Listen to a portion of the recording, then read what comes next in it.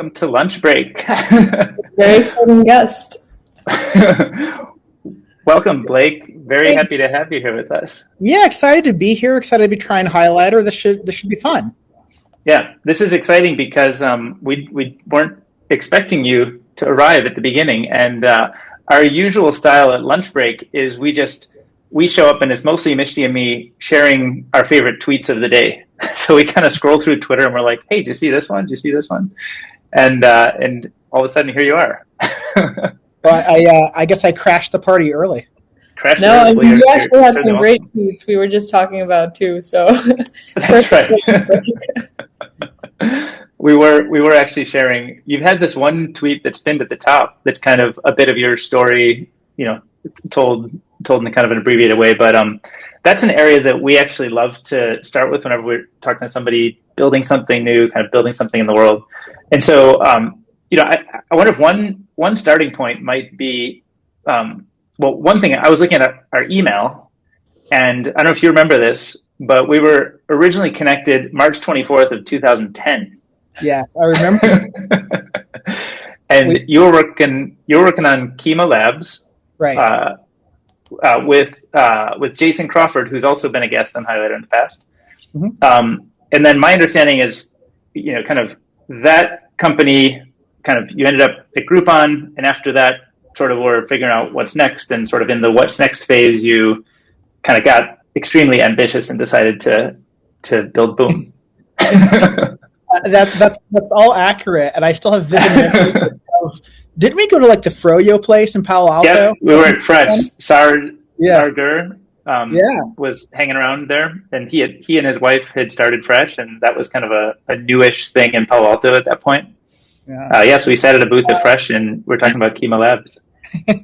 I still remember I was sitting on the outside. You and Jason were on the inside of the booth. Okay, I think now your memory has surpassed. That's crazy. Yeah, and so what I think it's obvious maybe to go. Everybody around Palo Alto at the time was working on some software startup or internet startup of one form or another, and I think the Kima Labs thing was kind of a software location-based thing, and that transitioned to Groupon, right? And you're working on kind of, again, software and internet stuff. And so I have heard little bits and pieces of that transitional story from kind of Groupon to Boom via our mutual friend Avichal, who I think was, involved at that transition point to some extent. And so, I'm curious though, I'd love to hear your story of how do you go from internet to the real world? Yeah, it's sort of a tale of two startups. So Kima was a mobile e-commerce thing back in 2010, and it was very much we didn't start with a product vision or a thing we wanted to accomplish in the world. It was hey, I'd spent time at Amazon, so I knew e-commerce, and I'd spent time at one of the Kleiner mobile social startups, and so I figured I knew mobile. And if you add and smash those together and you say mobile commerce, there's got to be some gold in that mountain somewhere. Right. And we kind of started digging. But the one of the biggest lessons I learned from Kima, which we managed really to just acqui-hire ourselves to Groupon, so it was a base hit. People made a little bit of money, but it was very much just a base hit. But what I learned from that was we didn't start with something we wanted to solve in the world. We didn't start, in fact, we were thinking about shopping in stores, but Jason and I are e-commerce nerds. We never go to stores. Right. So we weren't building a product for ourselves. And startups, I've never heard of an easy startup. They all go through pivots and tough times and hard problems. And we got to the point with Kima where it was clear that we had to raise another round and pivot the company actually a second time to keep going. And there were some things to do there. We could have done it, but I thought about the hell I would personally go through, and is the is the thing on the other side of hell worth getting to? And I was like, no, it's not. So, and we had a nice offer from Groupon, so we figured take the deal and live to find another day. Mm-hmm. And then I spent a couple of years at Groupon and learned a bunch of things there, but kind of walked away in 2014 with the feeling of there's nothing like working on internet coupons. to make room to work on something you love. And, the entrepreneurial bug had bitten me, and I knew I wanted to do another startup, but I wanted to do one I would never quit at. And when you imagine like the most hellish day you could possibly have, which by the way, they'll come and they'll be even worse than you imagined. That I never wanted to question, like, why did I start this thing? And so I figured I'd put all my, so I figured in that lens, the most important thing was to optimize for my own motivation. And so I thought about all my ideas in descending order of how happy I would personally be if it worked. And the truth be told, I've been an aviation nut since I was 6 months old. I've been flying for fun since I was in college. In my mid-20s, I set a life goal of breaking the sound barrier. And I had a goal on supersonic jet because I wanted to be first to know when I could go buy a ticket and do it. And what had become clear over the past 10 years is like there was no serious effort to do something that any ordinary person could fly on. And when you set that goal when you were in high school, were you thinking about, when you said you wanted to break the sound barrier, you mean you wanted to pilot a thing that breaks the sound barrier, or you wanted to build the airplane that? No. It was in my mid-20s, and I just wanted a ticket. Okay. I had this vague idea that maybe one day I wanted aviation to cross with my work, and I had this thing in my to-do list called "Figure out how you could ever do something in aviation." But it was my to-do list, and I ordered some textbooks, and I never read them. Nothing happened until 2014. Wow. And so I kind of took a deep breath and said, well, I got to look at this supersonic thing, and I'll probably spend 2 weeks of research on it, and I will therefore understand why it's somewhere between impossible or a bad idea. And then I will never have to look back and regret not having looked at it. And then I end up working on internet-enabled rental car company or something. Literally, another idea on that list. Right. It fell off a lot after supersonic jet. So what happened instead was the more I learned, the more it felt actually plausible. The more I felt like no one had looked at it with fresh eyes in decades.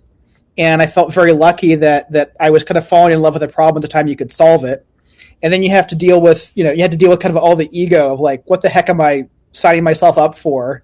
And what is it like to go tell my friends, of which I think Avichal was one of the first ones I talked to.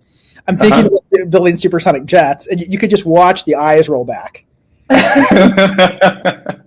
Avichal was the first person who told me, dude, you should do it. And later on, he's like, by the way, I thought you were crazy, but your passion was so high, I figured I had to tell you to go for it. You just had to be a supportive friend. Yeah. Without having a network of people who are also working on this thing, I mean, you were kind of going at it with your textbooks and solo research in the beginning, and I'm sure people thought you were crazy. How do you even dig into such a space that has pretty high barriers to entry, at least in people's minds? So I think there are a couple dimensions to it, and there's some good stories. So one is how do you get educated? The other is how do you build a network in a domain where you literally know not a single human? Yeah. And so on the former, I think a thing I've developed a sense for, I think we all do to some degree as we mature, is when do you understand something and when are you fuzzy on something? And so I think I had a pretty good sense of mental clarity. And so I started just reading textbooks, and when they didn't make sense, I would do more problem sets until I understood, or I'd throw out that textbook and get a different one. Yeah. And the other thing that you get a benefit from coming back to something, later in life is you're not going to go get a 4-year degree in something. And so you can't possibly take on that much scope of learning. You have to really focus on what are the principles. And what are the small number of things that are fundamentally true that allow you to have some good reasoning. And it turns out that if you're going to go innovate, that's an amazingly powerful perspective to have. It's arguably better than getting a 4-year degree, because at that point you're so flooded with knowledge and you have to think for 20 years to even understand what comes first and what's derivative. And so sort of the necessity of look, I'm going to spend a year studying this actually made it easier to get to first principles. Mm-hmm. By the 6 months into this thing, I had a spreadsheet model of the airplane that would predict what was possible off of just a handful of variables. And then along the way, this gets to the networking part of the story. I'm developing all of this in isolation, and I have no idea whether I'm just completely high. So in all of this study, this was all self-study. You didn't have like a tutor, or you didn't build a community of people to study with. Was it kind of a pretty isolated experience? It started out very self-study, very isolated. Wow. And once I was a few months into it, and I like figured I could be at least semi-credible, then I started talking to people and asking them what was wrong. So like, at one point I went to LinkedIn. I'm like, okay, filter by industry. Who do I know in aerospace? Nobody's first degree. And the best second degree I've got is someone who had worked for me at Groupon, had played hockey in college with someone who now worked at SpaceX. This is like the most tenuous introduction you could ask for. The hockey networking connection. Right, exactly. So insane. But he took. I got the intro, and I'm like, hey, I got an airplane idea. Can I fly down to Southern California and meet with you? And so like my only cred is I could show up in an airplane that I flew myself. And then it turned out that he was a bit of a super connector, and he had 5 more names for me to talk to. And as I kind of got more validation along the way, and there were some key moments where I showed the spreadsheets to a guy at Stanford who knew what he was talking about and validated it a bit. Ray told us about that part. Crazy. Right? Ray mentioned that anecdote. Yeah. That was a fun story. A little surreal. But eventually I just started asking everyone, okay, if you could wave a magic wand and you could get anyone on the planet to come work with you on this, who would you want to be very early with you in the trenches? And it turns out if you ask that question recursively, like pretty soon, if you ask that question recursively and you don't come across as a complete crank, you're soon talking to some of the actually best people on the planet. And so that's how I came up with kind of the first half a dozen people that we might want to hire. And then we did this other thing that's I can keep telling stories if it's fun. Yeah. So we had half a dozen people for the first couple roles in the company, and I didn't even know how to interview these people. And of course, you have to imagine they're all like, who is this like Silicon Valley guy who's got this crazy airplane idea? And there, back then there had been a few things that fit that pattern, and they were all failures.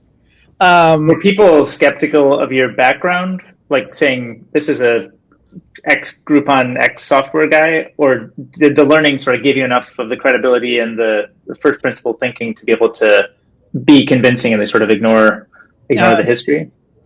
The latter became the case relatively quickly. Like one of my favorite data points in that was there was somebody I had met relatively early in this networking process who you could tell was a little bit of the eye roll. I don't know that you know what you're doing.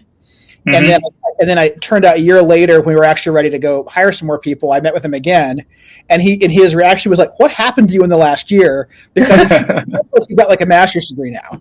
But it comes from the self-study, and it comes from like telling the story to enough people and just like watching where their confidence dips off and double clicking on that, and like pretty soon you can delete the things that aren't credible from the story.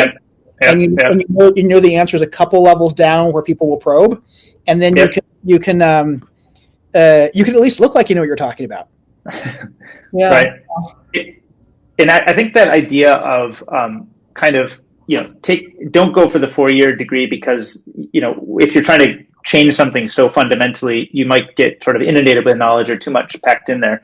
And so you kind of were able to figure out like the fundamental kind of pivots or ideas within the space that needed to be sort of unified or re-explored, let's call it. And so do those stand out clearly in mind today? Like, were there 3 kind of first principles that helped shape what this is? And what do those look like? Yeah, they're really simple. And at high level, I'd break it down to just 2 things. One is the basic business model idea of we're going to have people trade in flatbed seats on really, really long flights for nice size, regular seats on flights that are half as long. And therefore you can pack in twice as many passengers. So that idea came in like 2 weeks. And then, so that's one. And then 2 is it turns out that you can deliver that. You can deliver a plane that's twice as fast with economics that match flatbed seats without inventing any new technology. It's just engineering, and so that comes down to really 3 major things: aerodynamics, materials, and engines. And in terms that you can quantify the efficiency of those things very easily. Aerodynamics can be summarized as a lift to drag ratio, which is basically you've got for every pound of airplane you need to hold up, you generate some amount of like parasitic drag. And so what the higher that ratio is, the less drag you generate, the more efficient the airplane. So L over D is one thing, and you can study it, kind of independently. Lift to drag, L over D. The other is structural efficiency, which is basically what percentage of the airplane is airplane as against like fuel or cargo or people. Mm-hmm. And so that's again, that summarizes a whole bunch of things that go into it, but it's a measure of efficiency.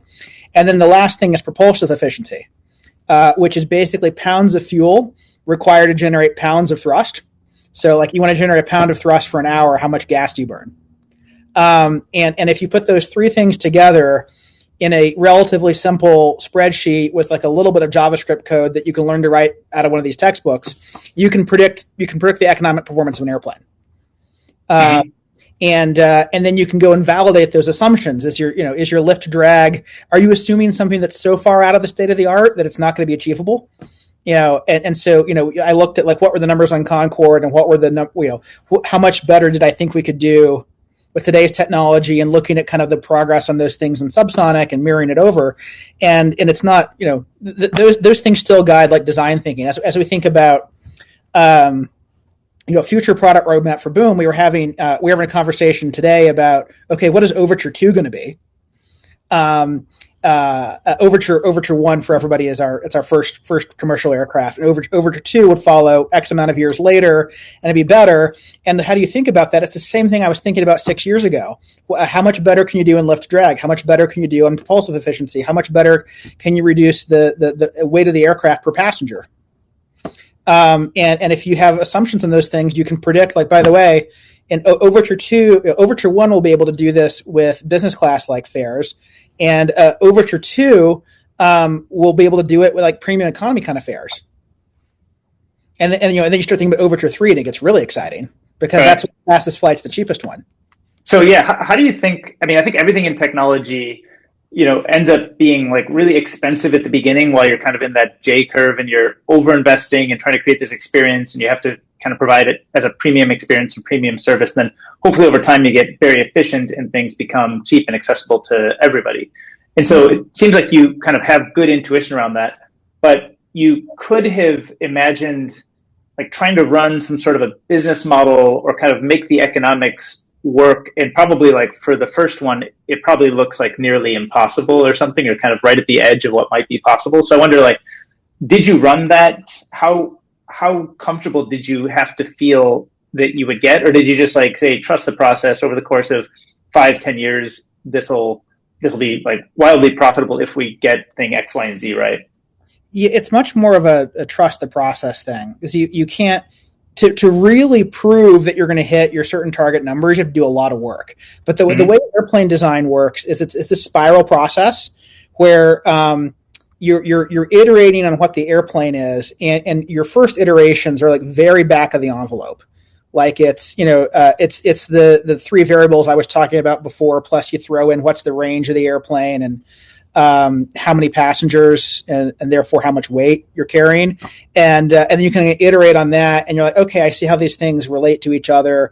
I see what might be possible. And then you say, okay, now I need to go build a concept of the airplane. Like lay out, okay, where are the engines and how many? And what do we think the wing is going to weigh? And what do we think the tail is going to weigh?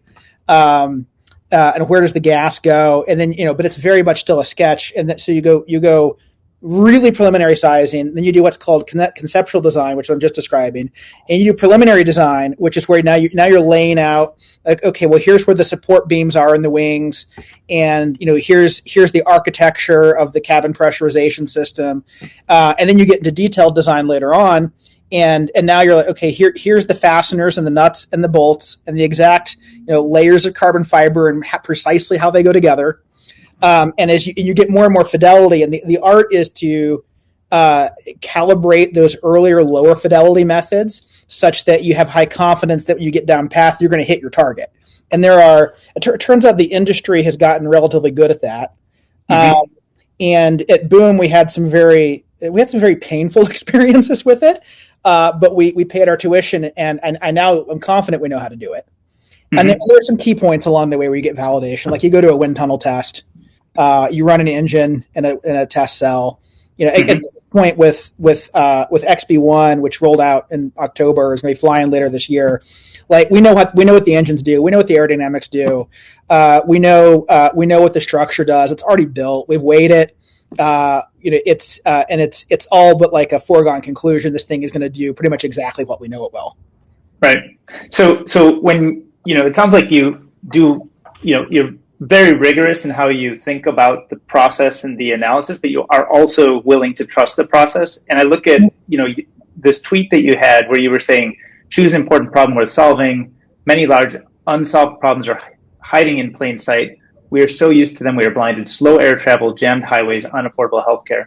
And I wonder if you were speaking to somebody, let's say, who was interested in approaching affordable healthcare, how do you sort of decide to trust the process? I think there's like something that you've done that could inspire the next set of ambitious entrepreneurs if people could get comfortable with kind of how certain you need to be or how much you're okay to trust that process. Yeah, I can throw an idea out there. And this helped me a lot in the early days of Boom, and I need to give it a good name. Right now I call it reverse historical reasoning. What's that? The idea is to imagine yourself out in the future at a sufficiently distant point. Like in the context of supersonics, it's, the year is 2050. Do you really think we're still flying 85% of the speed of sound, or somehow have we broken through in the next, back when 3-4 decades? And you're like, no, surely by then something's gotten better. And I think if you take that distant perspective, it's easier to make the assumption that yes, it will be better. Can healthcare in 2050 be as bad as it is today?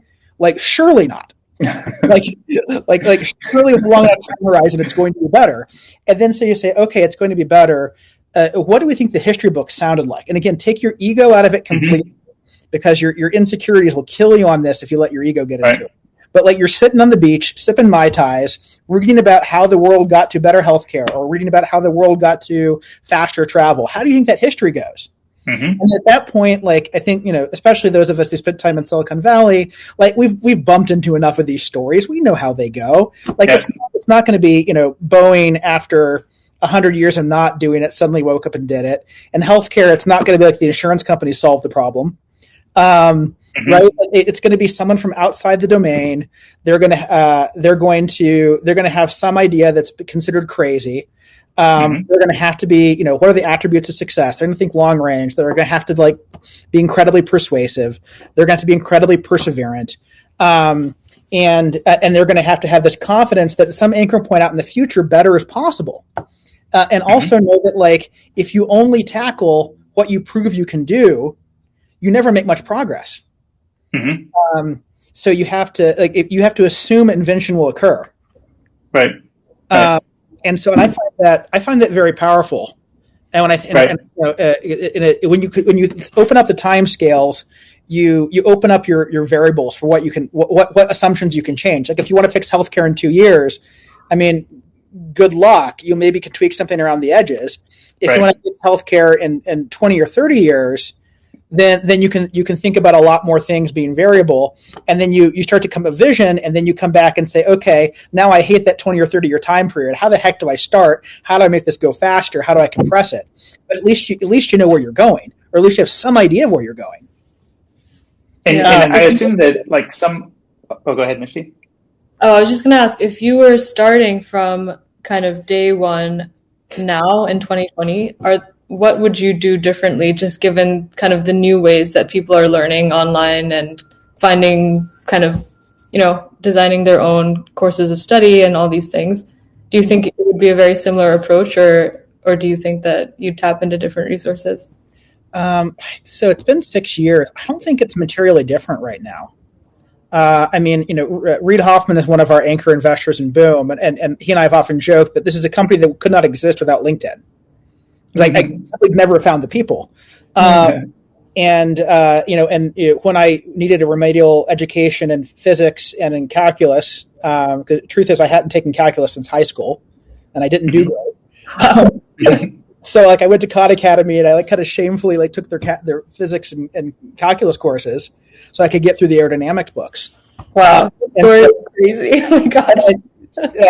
Yeah, it was. You really have to check your ego at the door on that stuff. And that's again where like the passion and mission thing is so important, because you have to say like, am I working on something that's more important to me than my own like preconceived notions about what I can and can't do? Right. Yeah. So another important factor that I would imagine is helpful to kind of being able to think so long term and take such an ambitious project on would be the set of people around you. And I wonder, I know you have great resources from the networks you have from Silicon Valley and probably the networks from Y Combinator, and I think you've sort of created your own network around kind of the aerospace industry. But I wonder, what is that? Is there some advice if you were sort of talking to that future healthcare entrepreneur? Is there one or two people who are kind of your core go-to advisors, or is it dozens of people here and dozens of people there? And kind of what does that support system or kind of people network around you look like? I don't know if there's like any one model that works. I'll give a couple of principles and I can share some tactics that worked for me. So first off, you might think from a standing start, like, if you're a tech entrepreneur thinking about healthcare and you don't know anybody, like, do you need to go build your network first or something like that? It turns out that in my experience, if you have a compelling, incredible vision that people get excited about, great people will like, the world will like suck them to you. And like the quality of people that email me when they think I'm screwing up, it's just phenomenal. If I were working on another mobile app, like it would never happen. But like Paul Graham will email me. He was one of our investors after YC, and he's full of thoughts. And I could keep going. The Collison brothers are super involved, and like again, it wouldn't happen if it weren't this like thing that like these people had gotten really excited about. And then they like when we first took the company out of stealth mode in 2016, I got an email from this guy who says like, hey, I heard about what you're doing and I love it. My name's Clive Lehman. I'd love to help you. If you don't know who I am, Google me.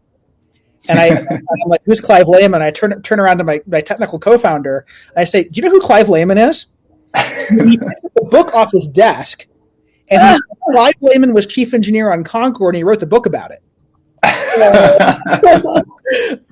And so you can network your way to people, but if you've got like everyone wants to work on cool, exciting things that are make a difference to the world. If you've got that, the networking is all downhill. Now, so that's kind of principles, tactics that worked.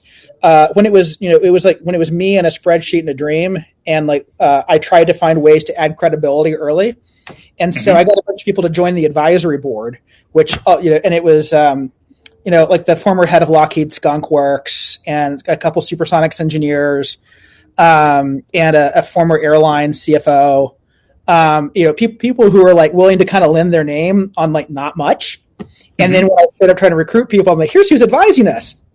And you sort of bootstrap your way into credibility. And there's often, there's another technique that works, which is like, how do you solve chicken and egg problems? And I think that solving chicken and egg problems is like one of the key things entrepreneurs have to do, regardless of the plane.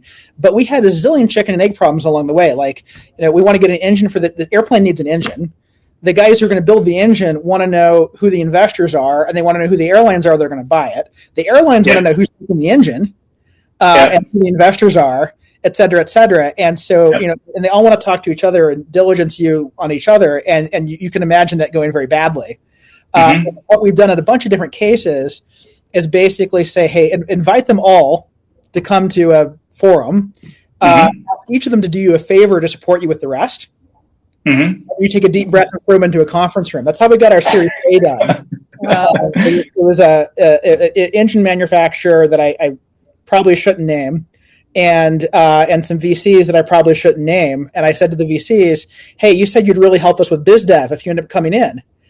Can you help tell Rolls-Royce why you're so... Shoot, I said it now. Is that the engine manufacturer not to be named? Can you tell these guys why you're so interested in the Boom opportunity? And then we said the reciprocal thing to Rolls, and we threw them in a conference room, and we sat there while they closed each other. If you want to solve a chicken and egg problem, recruit the chickens and the eggs. Mm-hmm. Right. Get them all together in one room. Yeah. When we had those half a dozen candidates for the first few jobs in the company, what I ended up doing is flying them all out to Silicon Valley. I got Sequoia to loan us a conference room for the day, knowing that would impress the engineers and hopefully impress a set of engineers would impress the VCs. Like, kind of mostly worked. Yeah. I hear that kind of story actually a lot. There's a guy who just took his company public recently who once told me a story about when he was thinking about starting the company, he just hosted like these Sunday breakfast brunch kind of things. And he would just invite anybody who was interested in something new. And they would just get together and jam. And over the course of weeks and months, they figured out kind of who liked hanging out with who, and it sort of helped solve that chicken and egg in a fairly organic way. So I think it's you're always solving chicken and egg problems. This is the very beginning, but it's always, I think, the case throughout the life of of any company. It really is. At our couple of executive offsites ago, I made the whole team chicken omelets. That's hilarious. And so I think one of the big ideas that you were early in is not being in Silicon Valley. Right. So you used to be in Palo Alto, right? And I think now you're based in Colorado. Is that right? Yeah, that's right. I mean, it's funny that now that's like something of a trend. Right. This was, I mean, compared to the decision you make in the software world, this was easy. Like, technically, I started my basement in Oakland, and it was, you want to go build supersonic jets, you need like real estate, you need a runway. You need low cost of facilities. Also, aerospace is very spread out compared to tech. So no matter what, you're going to get a lot of people to move. And so you wanted to go pick, I was like, okay, I got to pick some place where I can get people to move, where there's like reasonable cost of facilities. And funny story, I thought it was going to be Long Beach because the Boeing had shut down the C-17 plant there. And just the same way Tesla had gotten the NUMMI plant for a song, I thought, we'll do the same thing. We'll get the C-17 plant. That'll be our strategy.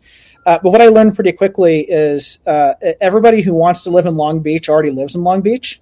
And so you say, hey, you want to move to Long Beach and work on supersonics? You just get this pause. And then it's like, okay, well, where would you go? And people are like, Denver. And it checked all the rest of the boxes. And by the way, if you want to convince your wife to move to Denver, tell her she has to move to Long Beach and then say, what do you think about Denver? And it's like, oh my God. That's awesome. So, and it's worked out fairly well, and we'll still have to see where we put the factory. That may or may not be here, but it's been a good place to build headquarters. And so headquarters is design. You've got these runways. Presumably, you can do lots of test work and assembly and stuff. And then, how does the evolution from where we are today with Boom? When does it? When do we actually get to fly on it or ride as a passenger on it? Yeah. Well, so I'll give you a sense of what's happening over the next few years. This all takes like infuriatingly long because we all want it yesterday. But so our test airplane, the XB-1, which rolled out in October, is in ground test now. Believe it or not, I'm actually in the office today. It's like a few feet that direction. And so it's in ground test now. It's going to fly by the end of the year. That'll be history's first independently developed supersonic jet. So, and it proves out a lot of the design concepts for Overture. So that's happening. At the same time, we've got another team working ahead on the Overture design, taking everything we've learned from XB-1, updating it. So Overture, we break ground on the factory next year. We start building the first airplane in 23. It rolls out, assembled in 25. It starts flying in 26. And then you need to do a certification, safety, flight test program, convince yourself and the regulators and the passengers and airlines that this thing is ready for prime time. And so our goal is first passengers in 29. And that's that is not an insane time period from an aggressive perspective, and it's also not insane. And then there's a lot of work to do between now and then. Mm-hmm. And how does the kind of all of the design work and the engineering work is obviously a huge challenge. But I assume there's also convincing the industry that this is a good idea, and how you sort of incept this into the industry or get agreement from kind of from a partnership or business relationship. Is that something that just necessarily won't happen until later, or is it sort of very far along and that's stuff you begin now, or is that half a decade out before it really becomes a focus. Sorry, the sales and partnerships, you mean? Yeah, so I assume if I understand correctly, you're selling the airplanes to other businesses that will operate it. Mm-hmm. Is that the general idea? Correct. Yeah, the original concept was a full stack airline and manufacturer. That turns out to be not a good idea for a bunch of reasons, including like, why do two hard things when you could just do one hard thing? But yeah, no, so it turns out you have to front load a lot of that stuff. So you got to get market validation, and so being able to get Japan Airlines as an example on board early was a big deal. You need partners to build the airplane, and so getting those on board, like we did publicly announce, not the backstory, but that we are working with Rolls-Royce on engines over the summer. Collins is working on aerostructures with us. There's some more that are in the pipe like that, and these things have to be they have to be done years in advance. And so you have to both prove out the market, and you have to accrete whatever partners you need to actually deliver the product. And I wish we could just do this solo without any partners, but it's not feasible for a bunch of reasons. Nor is it necessary. And so you need to go get those partners on board, and you got to figure out how to convince them. And in many ways, it's like selling investors. They're going to invest their time, their money, their opportunity cost, their brand in being part of it, and they have to want to. Mm-hmm. And they want to operate. Do they pick like one route that they would want to operate it in, and they kind of start slow and start to build that up over time, or maybe someday in the future, any of the routes or most of the routes would be using something like this? Is it kind of do they take a very minimum approach to this, or?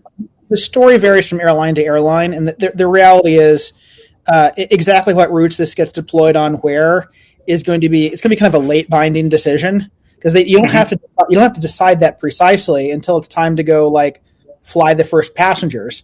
And so my guess is that the Japan Airlines of the world are going to say, okay, where's the best place to start on this? And they're going to keep building out from there. And I think we're going to be supply constrained, because there are over 500 routes on the planet where this makes sense. By 2030, there are going to be about 60 million passengers per year flying business class on those routes, and for about the same fare, I bet they're going to want to get there in half the time. And so that would, to just carry those, forget people flying more, just carrying those people supersonic is going to require well over 1,000 airplanes, which is going to take years to build. Like in 29, we'll have like the first dozen of these. But then we'll need to keep cranking them out, and that's so it's going to be supply limited for quite a while. Right. I think we have actually a question from Christian Kiel, who I think Kyle, pronounced Kyle. I wonder if I could just pop him up. I think he actually has some experience in the aerospace industry, so he's asking about some of the benchmarks and kind of how you think about what you're focused on. Christian? Hey, how's it going? Hey, Christian, you're at Astranis, right? Yeah, I'm at Astranis. I'm on the space side of aerospace. Cool. Yeah, absolutely. I'm really interested to learn. So my this week I've been diving into the aero half of the aerospace industry, trying to learn about supersonic stuff, hypersonic stuff. And the question that came up when I was looking into it is just about speed. Like, how do you choose Mach 2.2 versus Mach 1.4 versus Mach 3 or 5 or whatever Hermes is going after? Like, I'm curious how you make that design decision, and if it's a business decision or it's just like the limits of what this Rolls-Royce engine or whatever can push you to. I'm curious to learn about how that engineering trade is made. Yeah, so there's some history on this one. I think, and I think there's some mistakes made that I'll just own. Back in 2014, I did some studies of like range versus payload versus speed up and how many routes it could apply to, and where the technology step functions were with different different speeds. And it's not a linear technology challenge, at least not from a first principles perspective. It's a step function. Like when do you need a different kind of engine? When do you need a different kind of material? When do you need a different kind of tooling? And Mach 2.2 turned out to be on the happy side of a lot of market opportunity and on the happy side of a lot of technology challenge. Now and then I like went I went like hard over for Mach 2.2. My license tag is Mach 2.2. And that was a decision I lived to regret. We haven't actually announced the final speed of Overture. It might not be Mach 2.2. And the reality is, once you get to more detail, it turns out these things are driven in a very nuanced way with data points that you don't have at the outset. So, and there's a market side of it, and then there's like a technology side of it. And the market side of it is, well, obviously faster is better. You have to be fast enough to turn a red-eye flight into a daytime flight, or else this whole idea of trading in flatbed seats for regular seats just won't work. And then the economics blow up. So you got to be you got to be like at least twice as fast as what's out there today for that to foot. And then the faster you are, the better the airline economics from the aspect of more utilization of the same airplane and crew. We call that the speed dividend. The faster you go, the more turns, the lower the cost. But then that competes with, what's your fuel cost? What's your maintenance cost? So the faster you go, the higher temperature on your engines, and therefore the more maintenance they need. And then there turned out to be a bunch of pragmatic limits that kind of took us a while to discover. Like the faster you go, also the larger the core of the engine needs to be, and the larger the turbine blades need to be. And at one point we were looking at designs that were going to be the world's largest single crystal forged turbine blades ever made, and we're like, that's probably not where you want to be in version 1. And then that design also had it was going to be bigger than can fit into any existing engine test cell, and we were going to build our own engine test cells. And it's like, okay, maybe that's also not the place to start. And then so these things all trade. And we ended up building a pretty sophisticated model. And we've got a whole bunch of automated tools where you can plug in assumptions about the airplane. Like the variables we were talking earlier, aerodynamic efficiency, structural efficiency, but even at a greater level of detail, you can plug in like what's the engine weight, and what's the intake efficiency, and what exactly is the wing shape, and like and then what's your target range, and it like runs a bunch of calcs and runs a bunch of simulations, and comes back and tells you this is what the airplane's going to look like, and this is what its economic and physical performance is. And then we have another set of models that's got all the market data.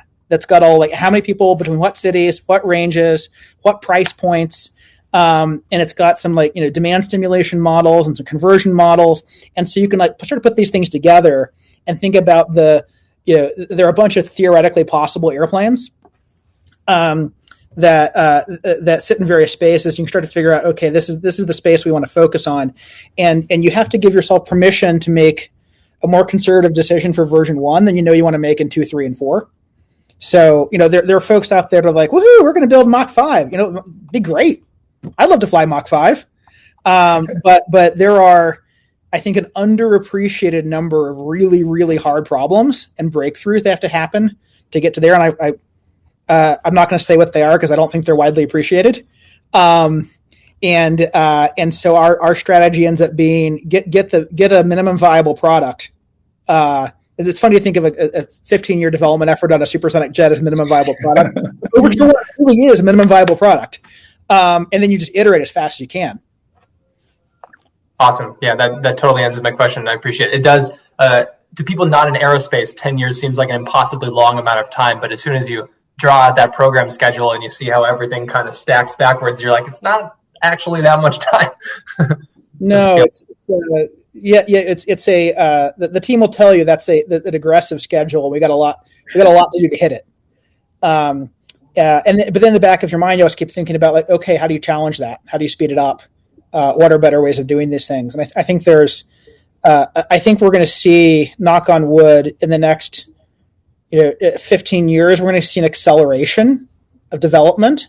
And you're going to see Boom do some different things for XB2 and Overture 2 than what we did for XB1 and Overture 1, both from a process perspective and a technology perspective. And knock on wood, it's going to go a lot faster in more ways than one. Definitely. I'm also, if I can ask a second question, I'm willing to be not allowed to. Go for it.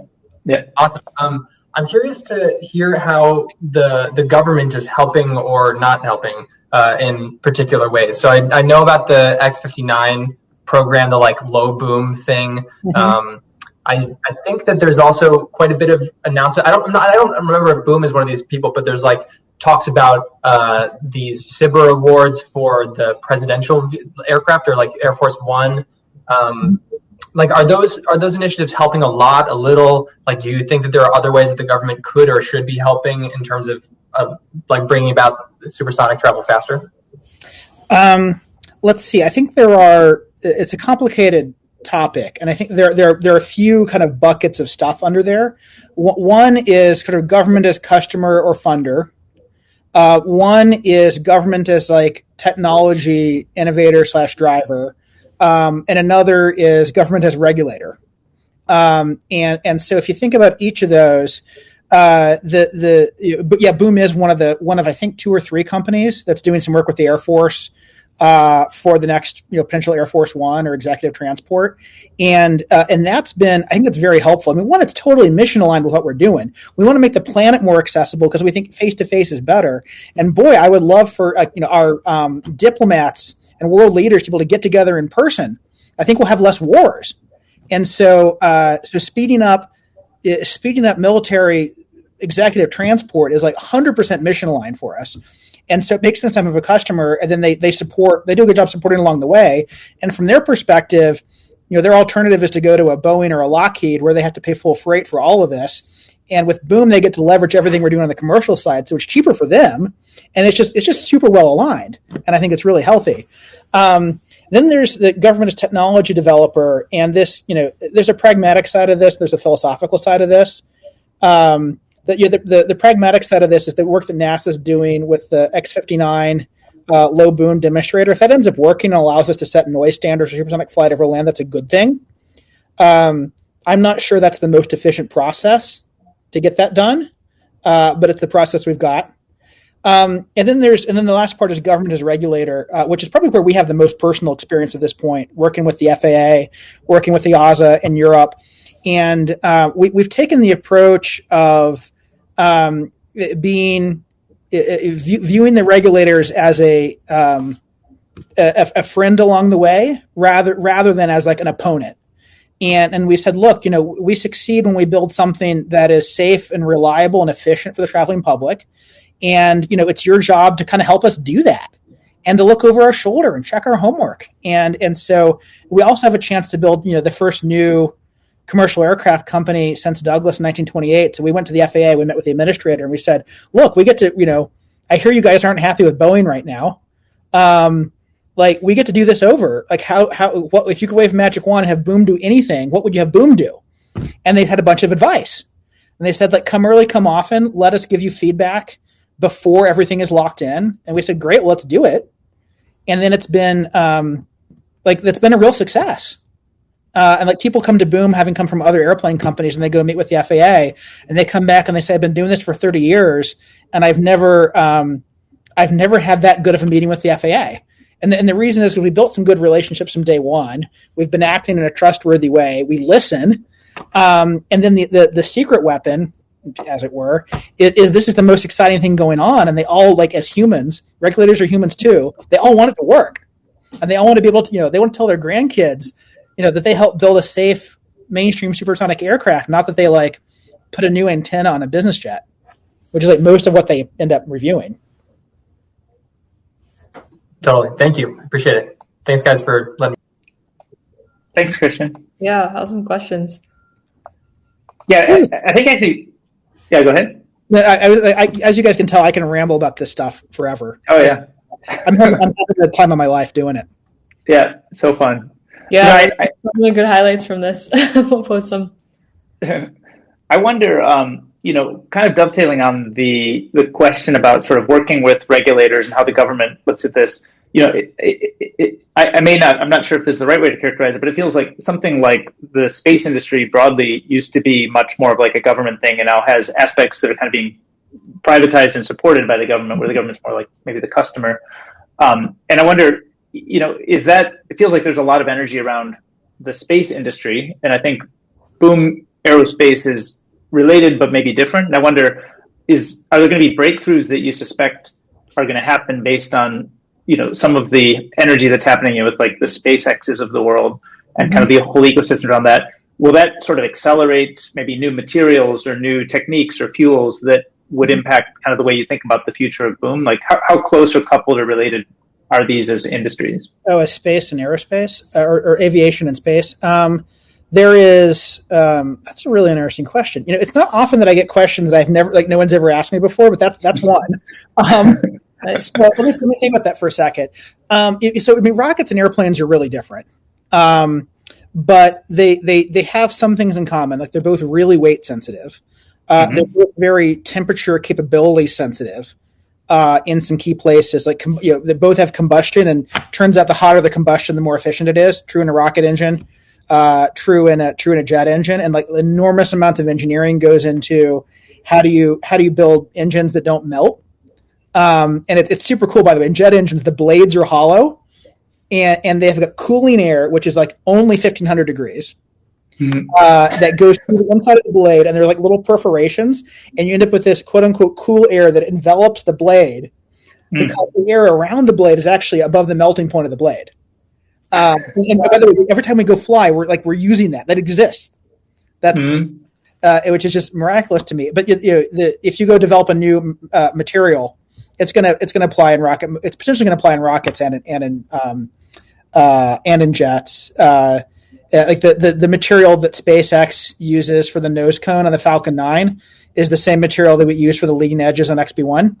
It's a specialized carbon fiber composite system that's really good at high temperatures.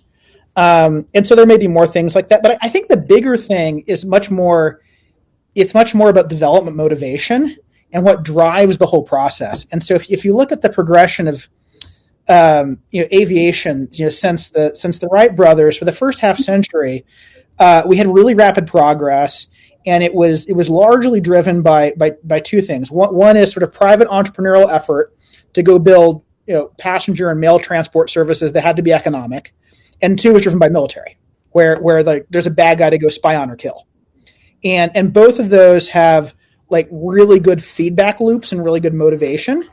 Well, I don't know. Maybe war isn't great motivation, but leave that aside. And focus on the commercial side. So, like when Donald Douglas built the first mainstream airliner, the DC-3, he had to build an airplane that airlines could afford to operate, that a lot of people could afford to fly on, that he could sell enough of that he'd earn some money. And so there had to be a there, and the requirement of a business case means that you've got to build something that's economically sustainable.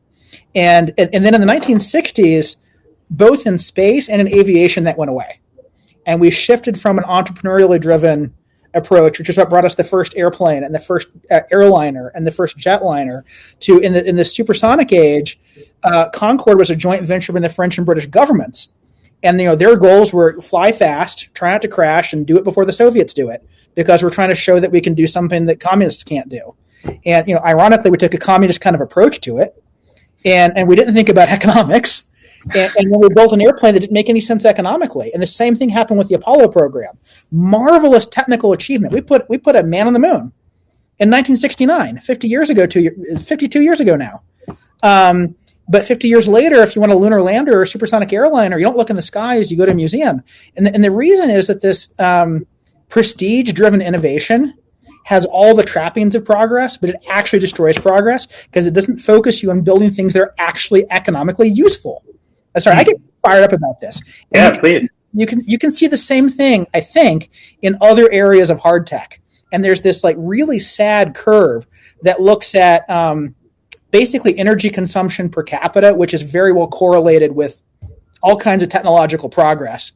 It's not a perfect measure, but it's and it was on this like beautiful compounded 2% growth curve until the 1970s, and it's like now it's like at best linear up, and then you look at what happened around that time. Well, we stopped making progress in faster airplanes, we stopped making progress in space, and if you look at science fiction and you look at the like potential inventions that were mentioned in science fiction and look at them on like energy intensity and which ones did we actually get and which ones have we not gotten, we've got the like ones that aren't energy intense, which makes you think like maybe more science fiction could be real. But I think a lot of it ties back to like, where does innovation come from, and does innovation have commercial motivation? And I think if you look at the internet and e-commerce and mobile, we had all kinds of commercial motivation that I think is the reason why we've got all the wonderful things in tech that we do today. But we lost that in aerospace, and I think we also lost it in energy. I'm not as educated there, but I think we lost it in energy.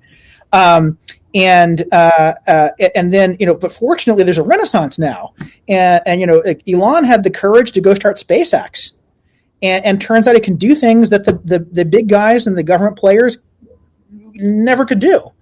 We're going to get to Mars, but we're going to get to Mars on a SpaceX rocket. Mm-hmm.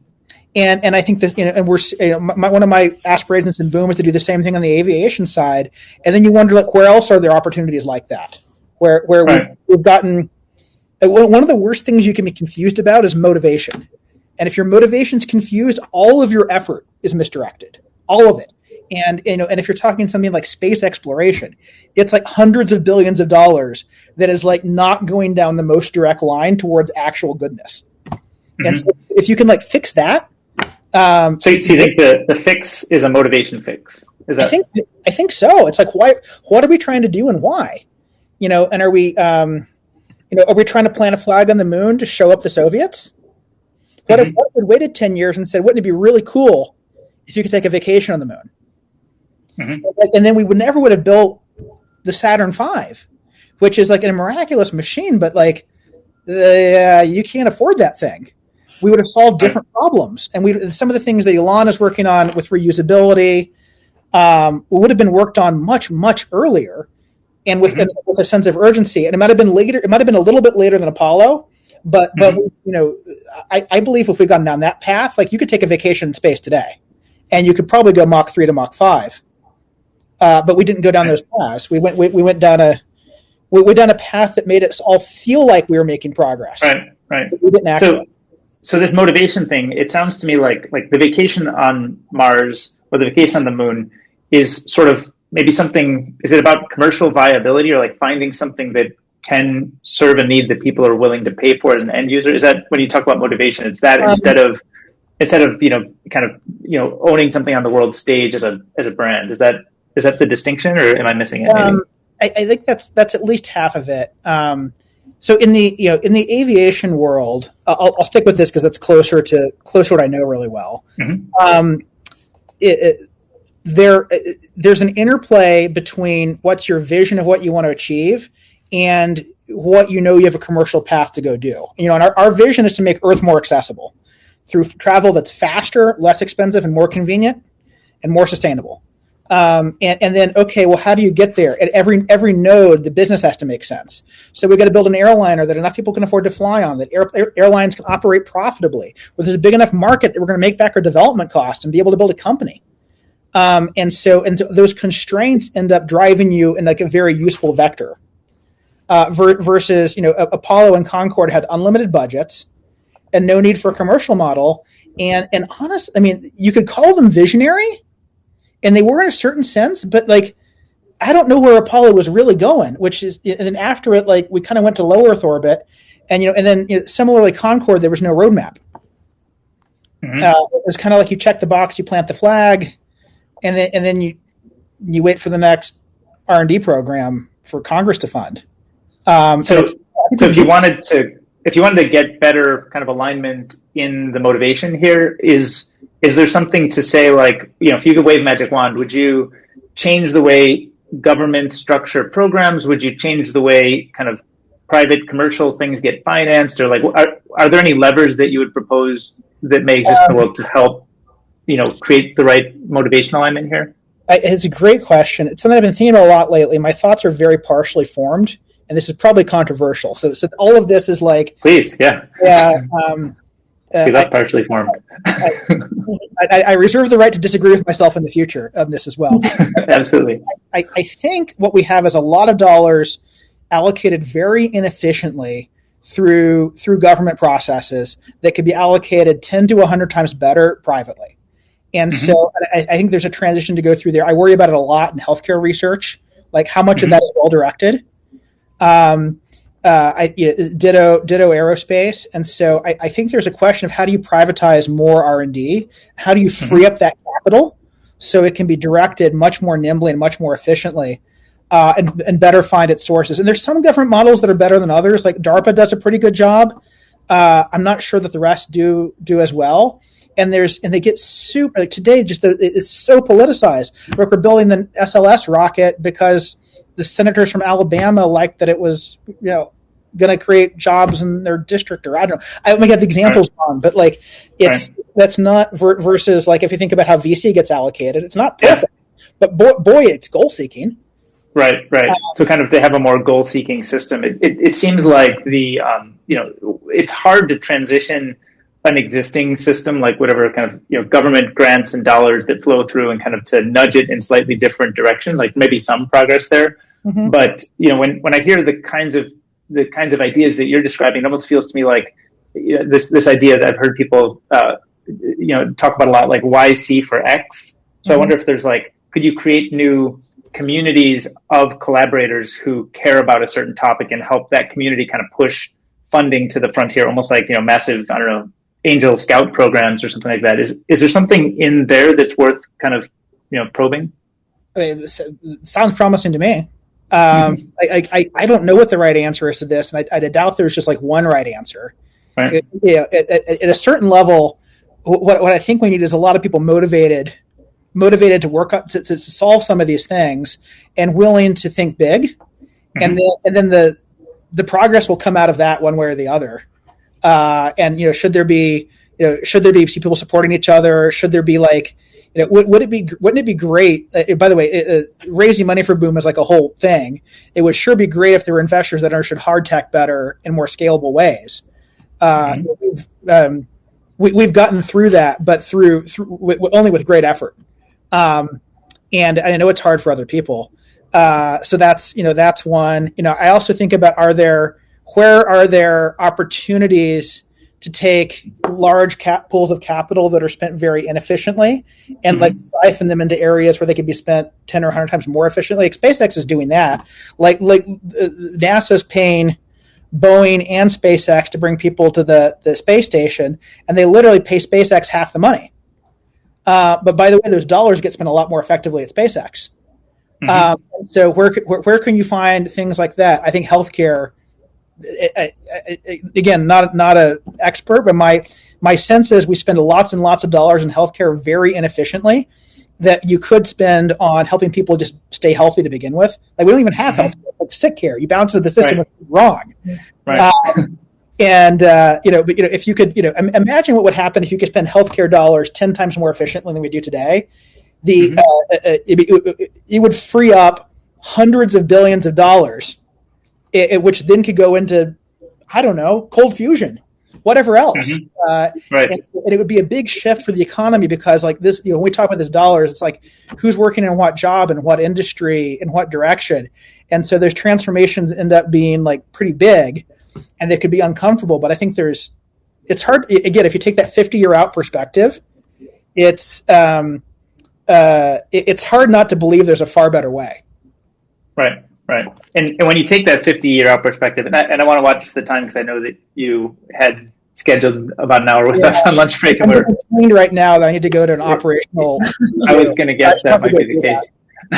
Well, let me just give you. We'll keep hanging out at lunch break. We've got more to talk about after you leave. But thanks for joining us. We've got one question that we often like to ask guests, and it's it can be flippant, it can be philosophical, it can be funny, whatever.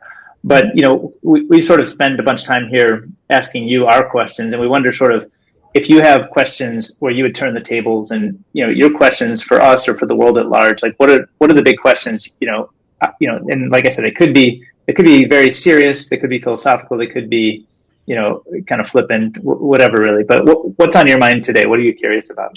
Oh man, that's a tricky question. If you think about this, we've been talking about this space of what hard problems are there to solve. Yeah. Like I'm just curious what resonates with you. Like if you could wave a magic wand and solve any big problem in the world, what would it be?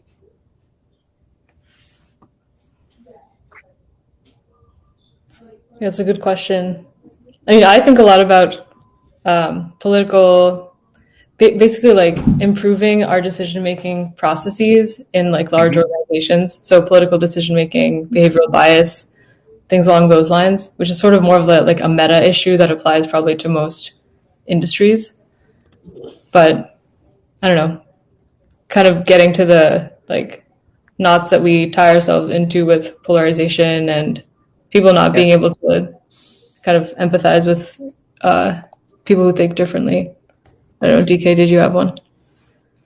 Yeah, actually, that's one that we talk about a lot, and so it does remind me of one of the questions that I ask a lot, which is, we have these systems of people, organization, and government that we call government. There's cities and states and nation states, and I think we have these things that were sort of structured and developed, many times, hundreds of years ago or like a while ago. They were sort of built in a context where we didn't have really fast communication networks, and we didn't have like really good ability to publish and share information among each other. And those are like drastically profound technologies that should be able to help us organize ourselves better. And I think we're still using like systems, that I think were very well considered. Like in the US, I think the systems were very well considered, but they, they have not been very adaptable to the way the world, the technologies that we have for like thinking together and making decisions together and learning about stuff. And so I think one of the things, I think about a lot is how do we organize ourselves, and how can we take the best of technologies and use it to help us organize ourselves and understand each other better and make decisions better, as kind of as a whether call it like a government, but as a society, is how we sort of come together and have shared experiences and resources and utilize those things more efficiently. So yeah, I think that's one of the ones for me. That's super cool. Well, I feel like we could talk and have fun for a long time. Yeah. But if I only talk about supersonic jets, I'm not going to actually run. So I should run to my next thing. Well, thank you for spending all the time with us and even running over a bit. This is a blast. Thanks for having me. Thanks, Blake. See ya. Wow. Wow. That was crazy. Man, that's really inspiring that people like this exist, right? Like, can you imagine someone right now sitting down and just being like, all right, let's get the textbooks out. I'm going to teach myself how to, literally from this problem set stage onwards. I thought that was really remarkable. Yeah.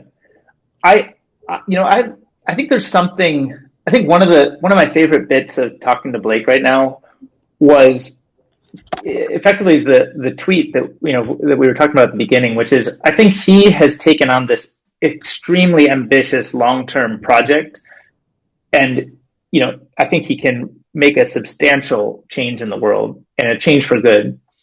And I think if you look at the history of where those kinds of extremely ambitious projects come from, they often do come from somebody who has achieved a certain amount of stability or security in life, let's say, right? So, you think about like, what he did with his previous software company was, relatively easy to do and, relatively low impact compared to what Boom is. And I wonder if there's, and even like Elon Musk, people think about Elon Musk and they say like SpaceX, Tesla, PayPal, Boring, these companies. But before that, he started Zip2, which was like this kind of like website where, on the internet, it was like an internet company, like a website where they had like local listings. And in a sense, this kind of early, modest success then became the platform for stability to then go after the big things. And so my hypothesis is that there are probably, I think like Blake is a special individual, Elon Musk is a special individual, but I bet there are, an order of magnitude more Blakes and Elons out there than we see today because of a bunch of the constraints on that kind of like stability or early success seeking that then gives people the stability to go after the really big things. And I wonder how can we find, how can we find the set of people who, would do it if only they had some of that stability, and then create mechanisms for that stability to exist.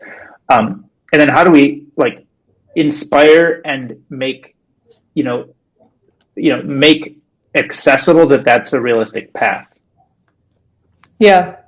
Yeah, I was thinking about that too. I mean, I'm sure there is a lot of intrinsic motivation, like he was talking about. You need a special kind of person to even start embarking on that path. But yeah, surely there must be things structurally to do to make the barrier a little bit lower for people. Like, I don't know, someone who, I mean, how many Blakes could you imagine if there was some sort of like boost available to more people who could end up thinking or dreaming this way versus just kind of leaving it to chance? I would bet, I don't think it's necessarily, like, I'm not going to claim that it's super broadly distributed across the population. Like, it does take a certain, a certain set of unique qualities that he brings to the table here.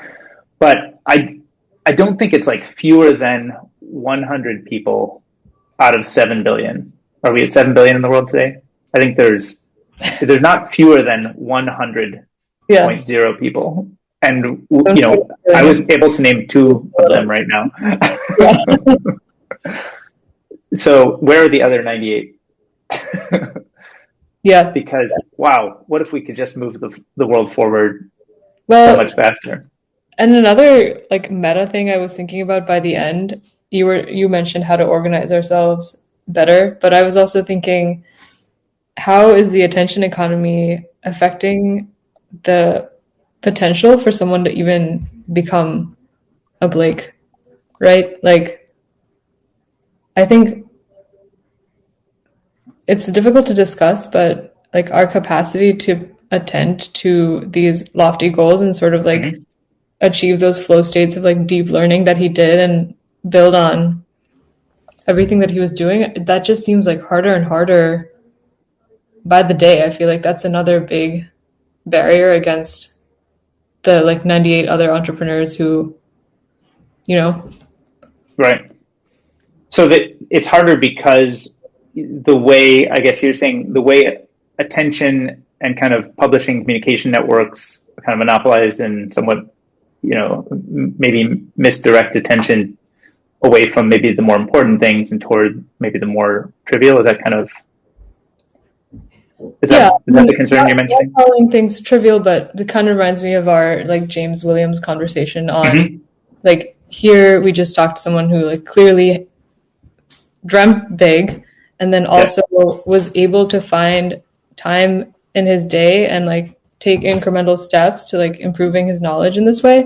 I think that kind of like purely self-directed learning is hard, not only because we lack the organizational structure and communities that would help people kind of self-learn, but there's also a lot against you. I mean, like, yeah, I think just all of the different ways that being constantly online like diverts our attention every day, I would imagine that has a lot of attrition in terms of what people end up, kind of the deep work people end up doing.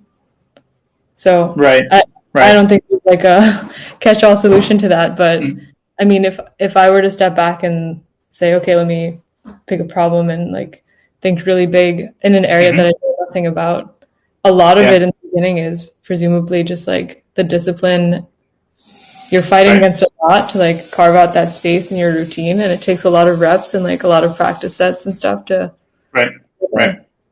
Yeah, I mean, again, I might go toward community for, if you wanted to figure out how to have a more, you wanted to focus your attention better, I would guess that there is a way to find people who also, share that same kind of value. Yeah, they do work together really well because that's a huge motivator, I think. Yeah, because I think people both like, in community bring each other up and challenge each other to be better.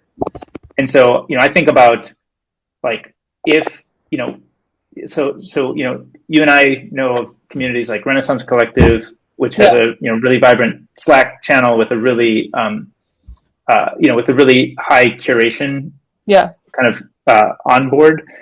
There's other ones like My Climate Journey, which is kind of structured around people who care about the climate and kind of climate tech. She can imagine like if you care about something like, let's say, space, somebody out there must have, or somebody should make, I think I've even tweeted this before, somebody should make like my climate journey for space. Yeah. And so then everybody who's involved in, aerospace or space exploration or, space industry can all gather, and that hub becomes where people can share knowledge and share links, and you're sort of like spending much less time. What's that? Yes. The seniors, yeah, exactly. The seniors that are kind of could on Slack. And I think they already, it's already sort of happening and working, but I think that's actually one of the best ways to combat the James Williams kind of attention fragmentation kind of, where you're sort of less in control of where you're spending your attention and kind of who you're spending it with, and sort of getting deeper on stuff. Because I would bet that if you're in the My Climate Journey Slack, or you're in the Renaissance Collective Slack, mm-hmm. or you're in this, space Slack that I'm imagining, that you would be able to, you might get sources from within there, but you might also learn about new news sources or information mm-hmm. sources that align with stuff that you care about and that you trust and that you want to be part of kind of your repertoire and kind of knowledge bank. And so if you sort of have, hundreds of people gathered, each going off and finding things and bringing them to the group, and the group is not optimized around it's not optimized around attention or advertising or something. It's really optimized around getting the right set of people together to be able to have those kind of deeper conversations. I actually think we can do this much better today, maybe even than when Boom started. It probably would have been harder, but just had fewer people on Slacks, and Slacks weren't getting used for these community purposes back then. So I think you can actually make a Scenius, today. And thanks, I see you shared the link to Packy's piece on that we were talking about the other day.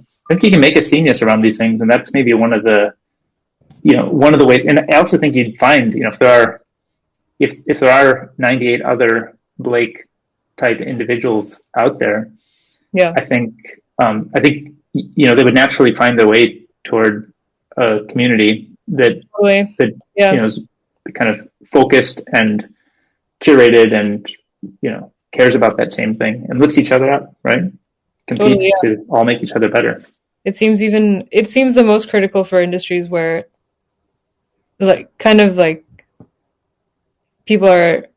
people need to dream the biggest, and things are the furthest from being accomplished, and super fragmented, some of this deep tech exploration stuff.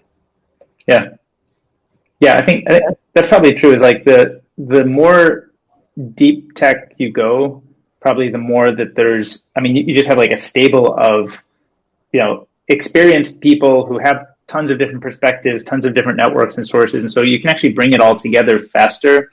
Mm-hmm. I get the impression the way Blake was telling the story, he actually had coffee with person one. He said he flew down to LA, and his cred was that he flew down and showed up in a plane. He flew himself.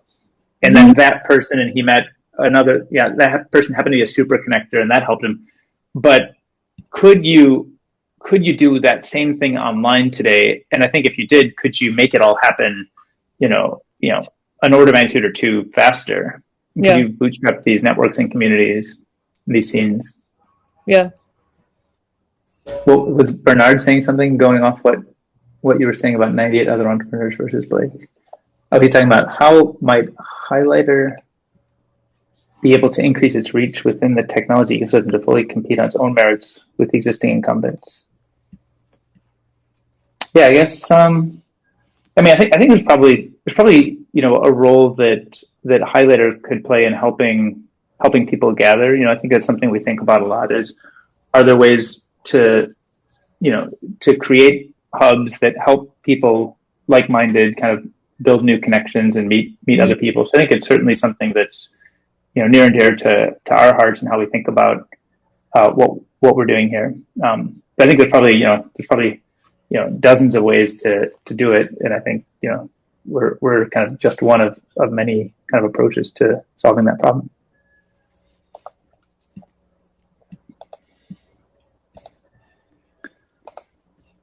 Man, my head is still spinning after all that. Desktop again of all these highlights. That was a lot. I wish we could see your desktop. Yeah, it'd be fun. We got to get the Adding images to chat. The images in there, yeah. Yeah. It'll be good.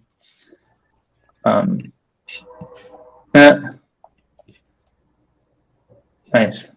Should we check out what's going on the rest of Twitterland? Yeah, let's do it.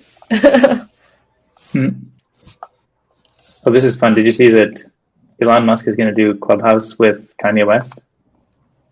Oh my God. That's pretty awesome. It'd be a wild one. Sarah Harbakti said, "Is this an announcement or a DM gone wrong?"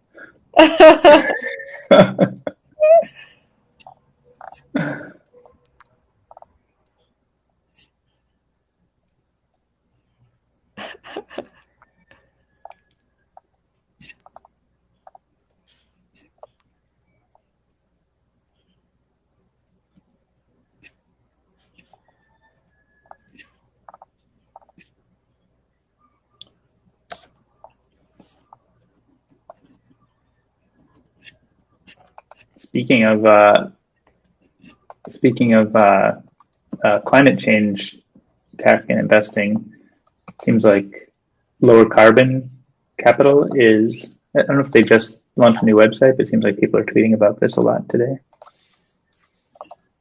This is Chris Sacca, who had been kind of a internet mobile tech investor, Twitter, Instagram, Uber. And he's now, I think, from a investing perspective, focusing just about everything he's doing on, on clean tech. So lower carbon. It used to be called lowercase capital, was his kind of first pun name, and so he took that name and kind of rebranded it, or kind of relaunched a new thing, which is lower carbon. Oh, this is really cool. Wow, what a cool website. Yeah. Oh, he mentions Heart Aerospace, fully electric airplanes. That was I actually had an exchange with Blake on Twitter. Probably 3 to 6 months ago about his thoughts on the viability of something like electric airplanes. What was he saying? I think the net was that the batteries and the weight are he didn't see kind of a viable path in the near term for that kind of thing. Just because I think the batteries are extremely heavy, to be able to have enough kind of energy. But I bet he would be a fan that somebody's trying. Yeah.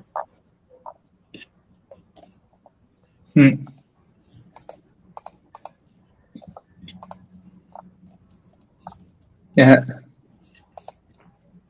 I see Vidi and Michael are they taking pictures there?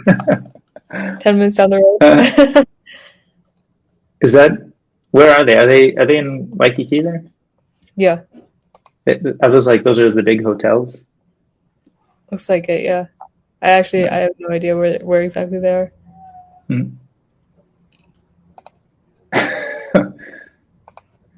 Dovetailing on some of the cat fun that's been happening. Oh, this is interesting with the religion tweet you shared before. Here's a thought experiment.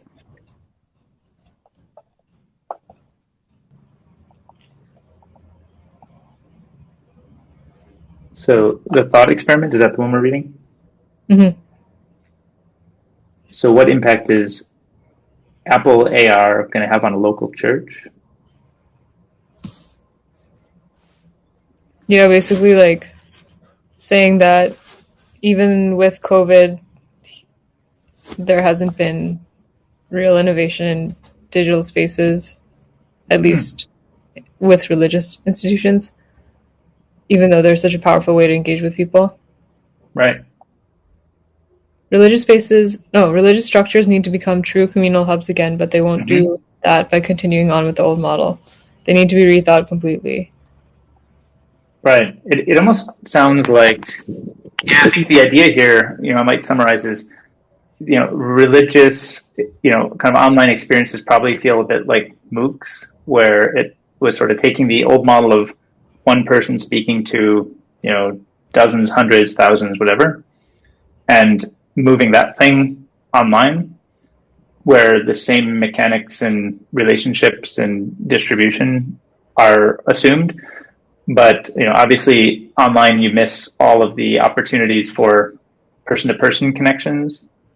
And so, I think if in the case of MOOCs, I think we haven't seen those really transform education. I'd say primarily, I think one of the challenges with that is that there's just, it's kind of like sitting in a classroom, and there's not as much kind of the magic of the internet applied to this. And I think if I recall, I think Ryan Delk from With Primer is going to talk to Renaissance Collective about this idea, kind of, I think, what went wrong with MOOCs and how are they sort of approaching things differently. I don't know if is that a public open thing? What is that? I haven't heard of it. You link it in chat? Yeah, let me find a link to it. So let's see here. Copy link to profile. I got all kinds of weird stuff in the link here. Clean it up.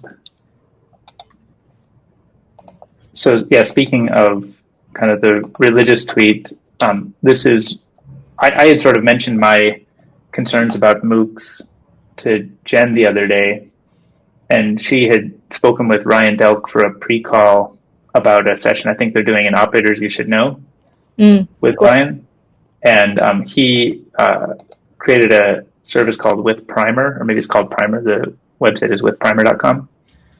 And Primer is for families that love self-directed hands-on learning. So I think part of the pre-call, I think they were sort of riffing on the idea about the kind of one-to-many, transformation from in-person to one-to-many on the internet, and how that was kind of a thin way to innovate in education. And that I think Primer is thinking a lot about more of the person-to-person, hands-on, many-to-many stuff, and probably there's platform and structural things that they'll do.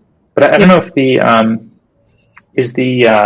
know if the Operators You Should Know is going to be an open, or if that's a closed session. So we'll maybe ask Jen, and we can get more info on that. But yeah, similar to the religious stuff, I think religion and education from a format perspective probably have had a lot in common, and are maybe due for some new structures that might actually map reasonably well to each other. Yeah. Right, like especially the mega church seems easy to translate to a MOOC. I mean, it would be even better because then you could have like local pods of a big church. Mm-hmm. With possibly unintended consequences. Like you have the Catholic Church as this giant institution, but what if any church could just become easily like a very giant kind of bureaucratic institution because everything kind of becomes more normalized to do online in these sort of like generalized formats and settings. And I don't know, I wonder if they would become less locally rooted in a way that's actually harmful. You're saying it would less rooted, but you're saying the less rooting would create harm for the system somehow? I think it could create harm for the system if it leads to bloatedness and sort of centralization and these huge bureaucratic kind of church structures you see with some aspects of like the Catholic Church, for example. Mm-hmm. Whereas other religious groups seem, since they've been so based in person, like hubs of local community have sort of resisted that in a way. Right. So they say if you could use technology to push more of the kind of community aspects to the edges instead of through the central hub. That's kind of, I guess, a structure that plays out a lot. Yeah. That we hopefully can do more, use the internet to achieve more in many ways. Yeah. I'm also curious about the idea of new, let's call it new religions, or new communities that may not have necessarily as much of a religious purpose, but kind of serve some of the same functions. So kind of like the idea of like a secular religion. There's I've seen some experimentation around stuff like that in across some people I know who operate something that doesn't have like a deity, but they have a lot of traditions. They have songs, they have rituals, but it's a like what are their songs and rituals? Sort of like the binding elements.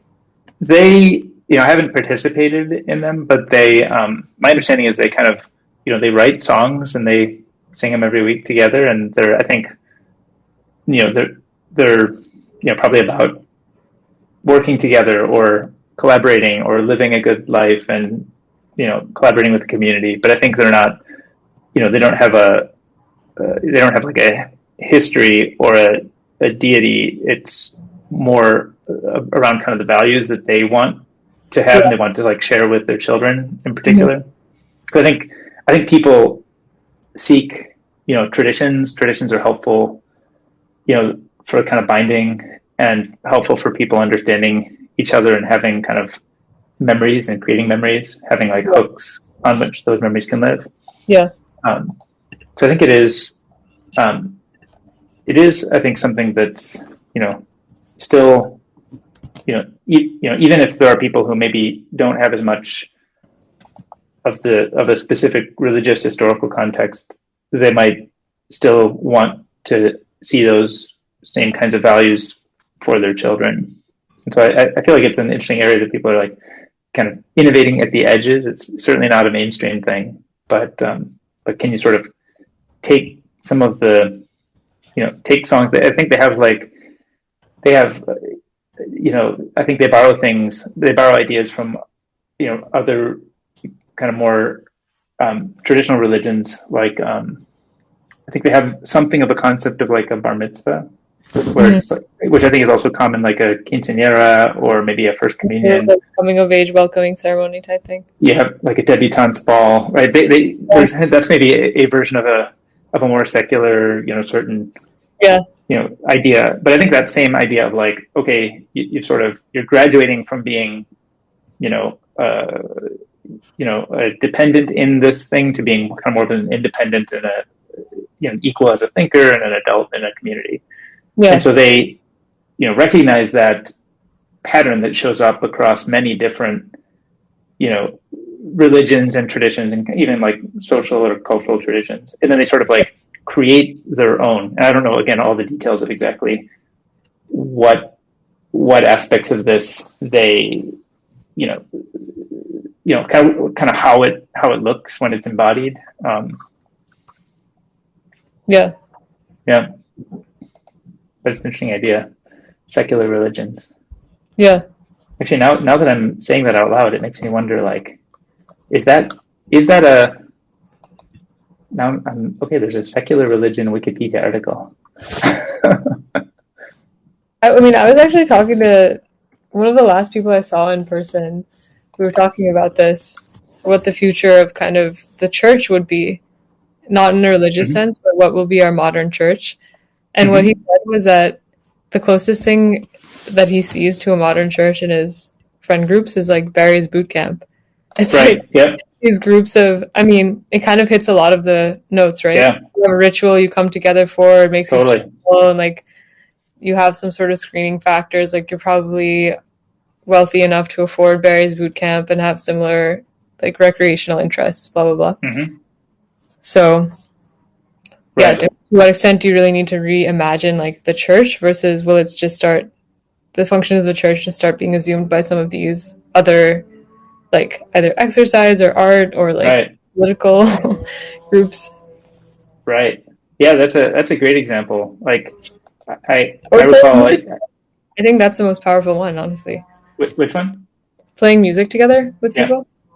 Yeah, actually, I think my understanding, I've never been to Barry's, but my understanding is Barry's is like heavily music oriented, and they talk about what playlists and what's going on. I haven't been either. Yeah. I think it's like, I think it's something. I'm not much of a kind of an indoor exercise person. I much more prefer the outdoors.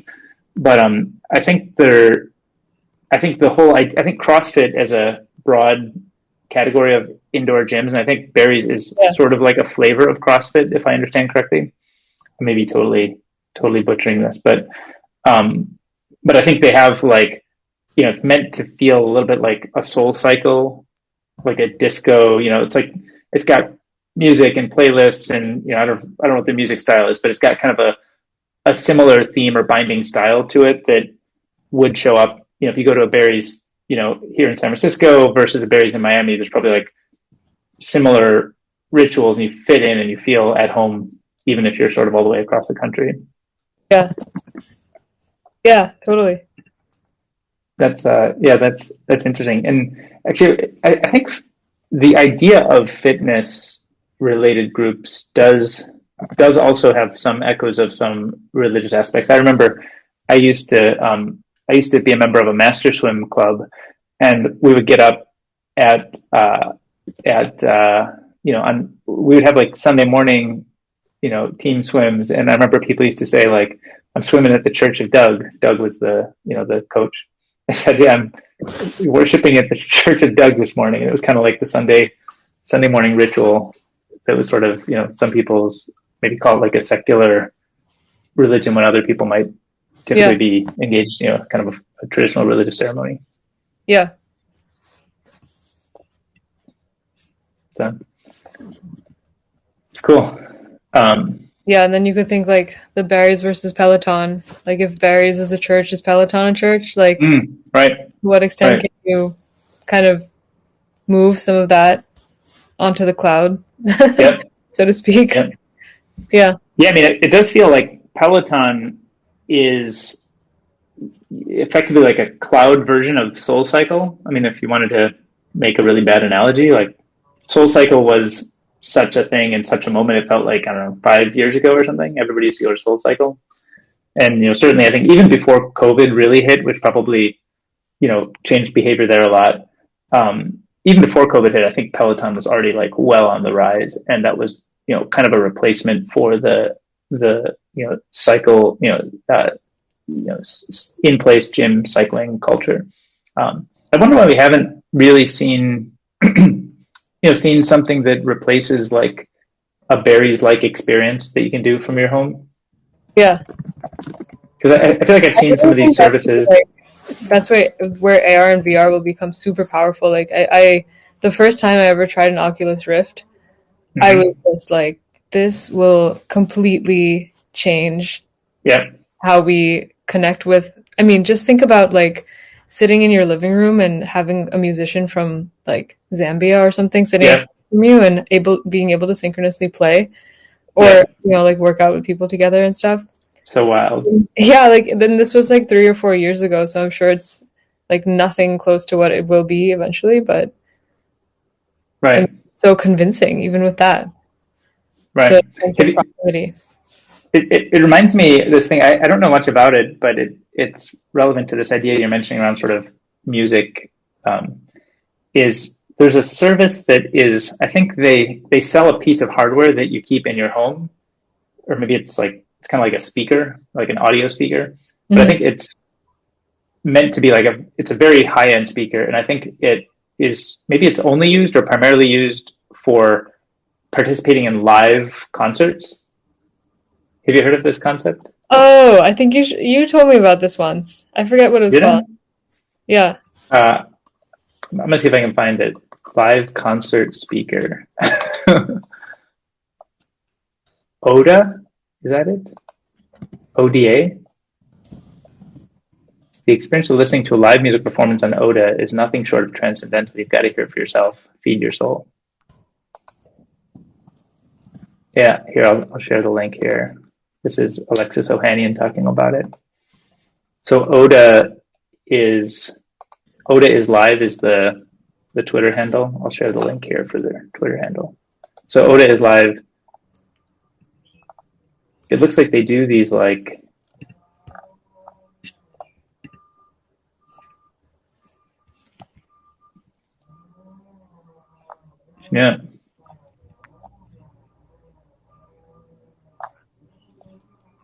Here's a connected wooden speaker that work with your music or play ambient sound, but really built for the music subscription. Artists play live and stream directly from their home and studio to your speakers. So here's a little video that was shared by somebody who's, I think, yeah, they're a board partner at first round, so I think this may be an investor in the company. But it kind of it's a little video that demos, at least you can see kind of what they look like. So why this instead of like a dedicated live stream website or something like that for music? Yeah, I don't know. I think the hypothesis or the idea here is that there's something in the way this, they say it works with your music or can play ambient sound, but really built for the music subscription, which is artists play live. So what is it about the hardware that would be unique enough to need, to need a special piece of hardware? Mm-hmm. I guess, is that what you're asking, is could you achieve, much of the same thing by having a website where people are performing this music live and plugging it into any hardware? Yeah. I mean, they do look beautiful. All speakers are built using more techniques. like aesthetic kind of sense of space and presence type thing.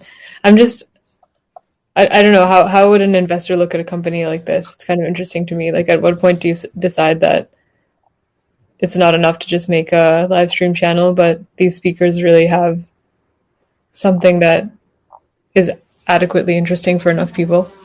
Right.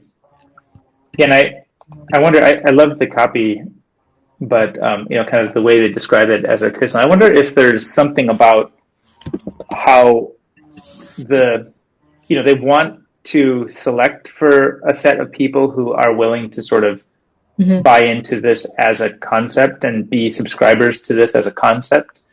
And so they want to like use that initial purchase plus, kind of plus ongoing subscription as a way to like really select for the audience that cares deeply enough about being part of the subscription and being part of this live experience.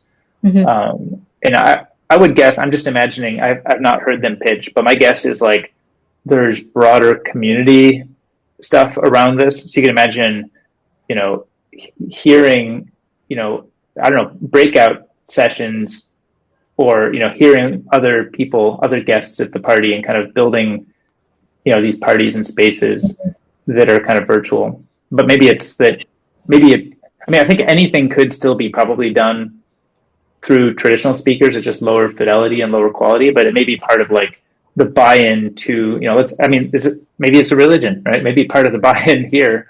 Yeah, I know. Like, is this the Peloton?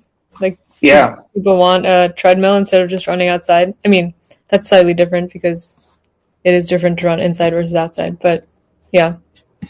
Right. So, yeah, I don't know. It is, I guess these things all... Everything is a religion. Everything is a religion, really, right? Because, yeah, like, speakers, I mean, they just sound, from the construction, it just sounds like it's crafted in beautiful materials and such attention to detail. So it feels like the kind of thing, it would be easy to get confident that this is going to be like a super high-end premium product experience. But like, do you want to actually exclude people who want to use like, your run-of-the-mill, I don't know, your run-of-the-mill high-end speakers or even, mid-tier speakers, but that aren't bought into the kind of community experience? Yeah. So I wonder if that's really the pitch, like, is you get the right content, you can sell the hardware, and the hardware is the commitment to the subscription that then, sort of propagates itself. Yeah. Yeah, I don't know. It's interesting. Yeah.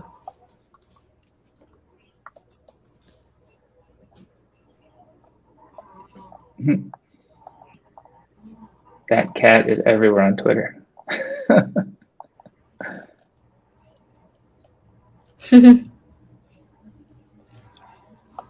Wow, 90% of America is within 10 miles of a Walmart. Did you know that? No. Where'd you find that? Peter Pham was tweeting it. I think it was in relation to, COVID distribution. It's like, it sounds like Walmart, Sam's Club pharmacies to begin COVID-19 vaccines Friday.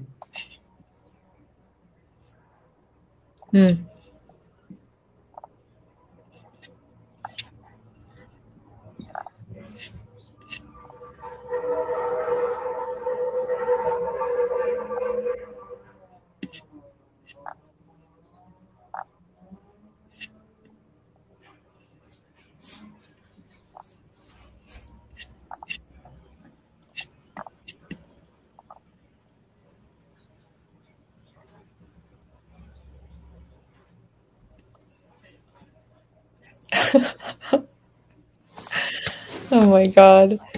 Give Directly is now accepting Dogecoin, and Elon Musk sent them some. He said what? Elon Musk sent them some Dogecoin. Oh, nice. Wow, Give Directly. Good job. It's not often that nonprofits are up on their social media game. What is Give Directly? It's direct cash transfers to, I think, mostly people living in poverty in Africa. But it So, is like the Is it classic a active altruist example organization. so is it like a network where you find people who have needs and then you can use the network to figure out who to So you donate don't to? really give them money, but you give it to Give Directly, which then gives them cash transfers. So basically, like, it doesn't buy people a cow or try to give them healthcare or nets or anything. Their philosophy is that people know what to do with their money and they know what they need, so we're just going to give them the cash. I see. And then does the org Give Directly? So you give money to Give Directly. Give Directly distributes it, and how do they vet, or how do they distribute it? Like, what kind of mechanism or rubric do they use? I'm not sure. Let me see. Recipients. U.S. response, Africa response, Impact Fund, 115 million of a $125 million goal. Oh, so this is like huge. Yeah. Oh, we've delivered $300 million in the last decade. Okay, what we do, we give cash directly to people living in poverty.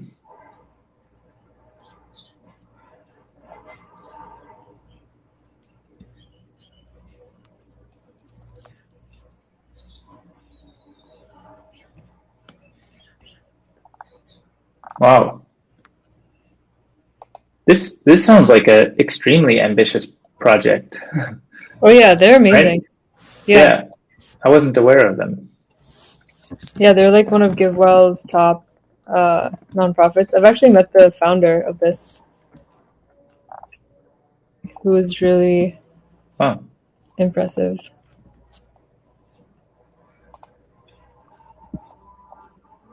And so, yeah, I guess like it seems to me the hard thing is how do you figure out, if you're Give Directly, how do you figure out which areas to focus in? It looks like Africa COVID-19 is big, US COVID-19 is big, basic income is another, and refugees is another. That's sort of the big four under the programs tab. Mm-hmm. Recipients are Kenya COVID-19, US COVID-19, and GD Live Africa. So presumably GD Live Africa is closer to what they maybe started with before COVID. Yeah. So I think before COVID they just had like, you couldn't choose where your money went necessarily. This might be wrong. We should really check. I don't want to say the wrong thing, but I think they started being more granular after COVID, and people wanted to give kind of more directed relief to certain sub populations. Oh wow, they have like a news feed where you can see all of the kind of, I don't know if this is all, but this is like a bunch of the transactions. So live.givedirectly.org. 5 hours ago. Yeah, 5 hours ago. So Kadzo received a $502 initial payment. And then you can click in and, wow, this is wild. Country, Kenya. Occupation, subsistence farming. Age 61. And campaign says Kenya Standard Remote. So that sounds like that's a campaign on Give Directly that he's a member of. Yeah, so this is the criteria they posted.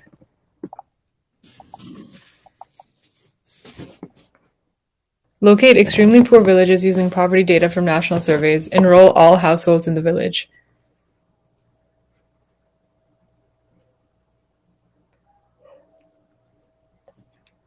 Wow.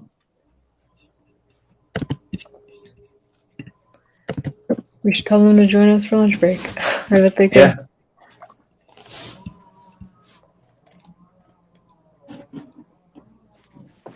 So this reminds me a little bit. There was have you heard of Kiva.org? Yeah. I think that played with some similar theme. Maybe it was more loans than loans, I think. Mm-hmm. And I wonder, is there something about the loan? Because I think Kiva was like, yeah, I think it has real impact, but I think it's not gotten to the scale that Give Directly has, if I understand correctly. So is there something that I feel like Kiva has been in this general space, maybe slightly different offering or different approach, but it seems like they've been in the space for quite a while. Yeah, here's what they say about cash transfers versus microloans. Evidence of the impact of cash transfers.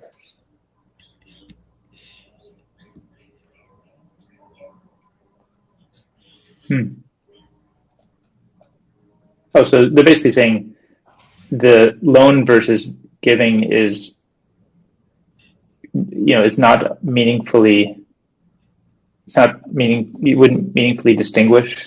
Probably distinguish on the. Seems like a lot more overhead for not necessarily more outcome. Right.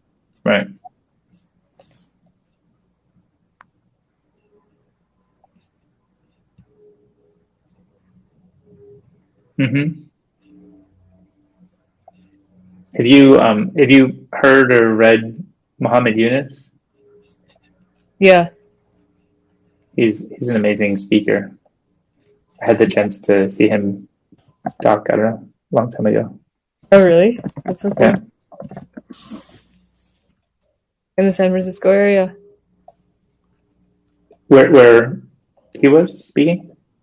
Yeah, at Google we had a series where people would come in and that's so cool. give talks. Yeah.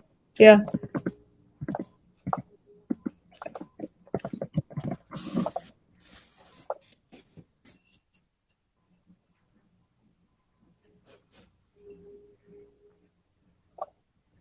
I see. So it's basically like the loan. Cause I always think of Kiva as kind of like maybe a technology powered version of the Grameen Bank, which is Muhammad Yunus's organization. But maybe I guess the administrative costs are too much. I'm surprised because the Grameen Bank I think is quite large in scale and impact, right? So Yeah. Kiva says $1.5 billion loans funded through Kiva. Okay, so I guess they are operating at a very large scale. Maybe it's just a different overall, maybe it's different populations that they can serve with different mechanisms or different types of donors versus people looking for some sort of financial return. Yeah.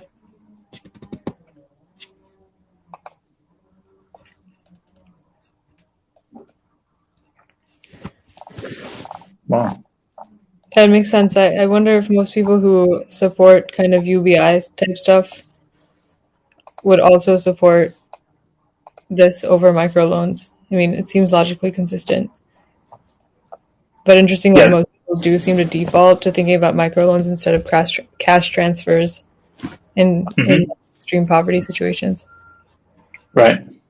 My understanding from when Yunus was talking about it was that a lot of what worked was that people felt they were taking the loans with payback visible to the community of people that they lived with. So, it would be a loan that you'd have like social pressure or expectation of payback because, it wasn't that people had co-signed, but that there were other, your loan was visible to other people who were also taking loans, and sort of everybody was, working together to make that successful. Yeah. Darcy. Tell him that he sent us on this tangent at lunch break. That's funny.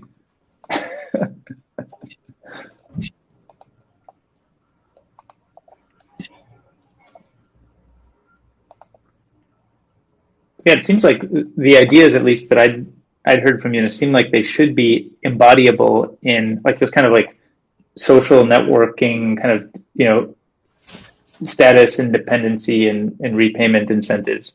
should be available, with the simplicity of communication and technology. Maybe it's still just too much overhead. Maybe 10 years from now it'll be more common. But I would guess like one of the bigger concerns that people might have as candidate donors to give directly is, how do they vet and how do they know what the people are using it for the right things. I'm sure they have a great process, because they're kind of a recognized brand, but it's probably hard to know what that story is, or like it's probably hard to understand all of the incentives and mechanisms that are in place without kind of deep diving on it. Yeah, it's funny because like I really think they do a very simple thing, but it's kind of almost like so novel in the philanthropy space that there are all of these questions. But then I think I think that they do try to kind of involve as little complexity as possible and just operate on this kind of beautiful, simple philosophy. Like people know what they need to live and just find the people who need the most and help them without strings. Yeah, that's great. Yeah, I think it is one of those things. We were talking the other day about transparent societies and more visibility and watch the watcher, and I think this kind of category of stuff, like this kind of give directly. I think imagine a world. I mean, there's the dystopian, everything is tracked, everybody sees everything, and there's no privacy. I think that's a real concern we should be aware of. But what if you actually had more visibility into like what does a day in the life of this person look like? And if you had not to be prying or privacy violating, but just like I think if you stood there, across the street or in the road where this person lives, I think you just like have a much better understanding of how this person gets through life and what they're dealing with. Yeah, and I think it would cause more people. It's not just a name on a website or even like a story on a website, but you actually like have a much more kind of visceral human connection when you're standing there looking at the person. And you could imagine a version where like with prevalence of cameras and stuff, that those kinds of things become, it's easier to make those connections, and thereby therefore easier to make those kinds of donations and kind of make the human connections that get people excited to understand and make those kinds of contributions. yeah.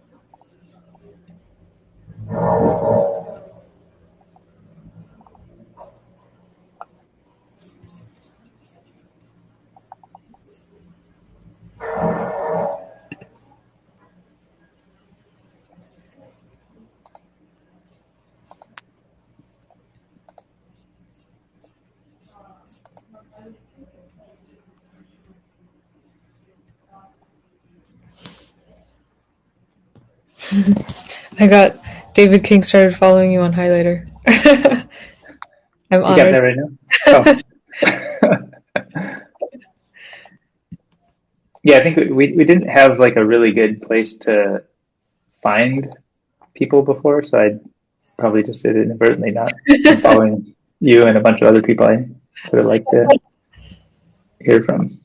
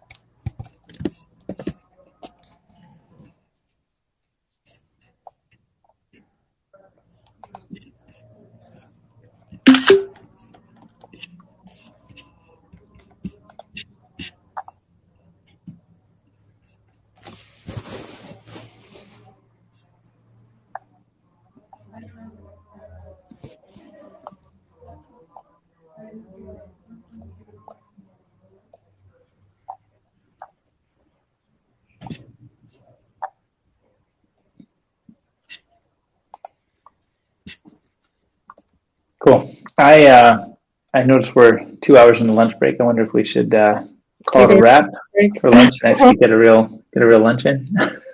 Sounds good. Oh, what a day! This has been a lot of fun. I know. I can't wait to make these highlights.